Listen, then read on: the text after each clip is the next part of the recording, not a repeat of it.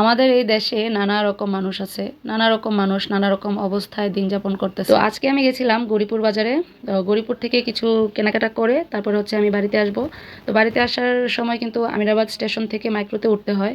তো মাইক্রোওয়ালারা মানে অনেক ইয়ে দেখায়, ক্ষমতা দেখায়, রিক্সাওয়ালা বা অটোওয়ালাদের যাত্রী নিয়ে আসতে দেয় না আমিরাবাদের দিকে। তারা ওই একটা মোটা লাঠি নিয়ে তাদেরকে অনেক খারাপ ব্যবহার করে তাদের সাথে।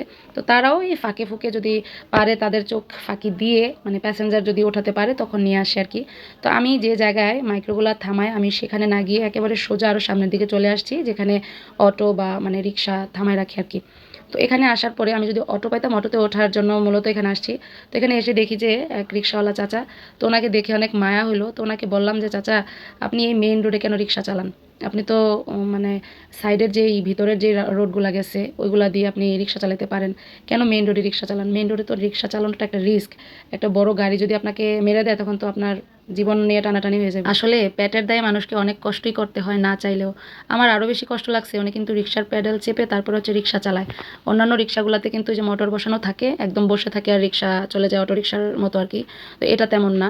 আমি ওনার রিক্সাতে উঠছি, ওঠার পরে মানে পেছন থেকে অনেক অটো বা যে মোটরের যে রিক্সাগুলো সেগুলো আমাকে অতিক্রম করে চলে গেছে, অথচ উনি কিন্তু অনেক পেছনে পড়ে আছে। তারপরেও আমি ওনার রিক্সাতে ইচ্ছাকৃতভাবে উঠছি। তো উনি বলছে যে মা কী করবো, উপরে আল্লাহ আছে, হায়াতের মালিক আল্লাহ, এখন তো খেতে হবে, তো পেটের জন্য তো কষ্ট করতেই হবে, কি আর করার।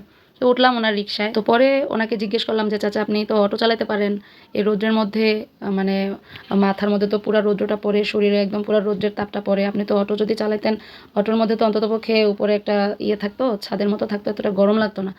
তো পরে বললো যে মা কি করব, মানে টাকা পয়সা তো কুলাতে হবে, অটো কিনতে গেলে তো অনেক টাকা। তো জিজ্ঞেস করলাম যে রিক্সাটা কি ওনার কিনা? তো উনি বললো যে হ্যাঁ, রিক্সাটা ওনার, অনেক কষ্ট করে কিনছে। তো আল্লাহর কাছে দোয়া করি যে আল্লাহ যেন চাচার রিক্সাটাকে ভালো রাখে, চাচাকে সুস্থ রাখে। আর রিক্সাতে উঠলে হচ্ছে আমিরাবাদ থেকে সরি, আমিরাবাদ না, গরিপুর মোড় থেকে আমিরাবাদ হচ্ছে 10 টাকা ভাড়া, আর একজন আসলে 20 টাকা। তো আমার এত মায়া লাগছে, আমি তাকে একটু ভাড়াটা আরও বাড়াই দিছি। আর সবচেয়ে বড় কথা হচ্ছে যে আমার যদি সামর্থ্য থাকতো আমি চাচার জন্য অনেক কিছুই করতাম। এখন আল্লাহ আমাকে ওই সামর্থ্য দেয় নাই। মানে আমি যতটুকু তাকে সাহায্য করার মন মানসিকতা আমার মনের মধ্যে, ওই ততটুকু সামর্থ্য আল্লাহ আমাকে দেয় নাই, ঠিক আছে?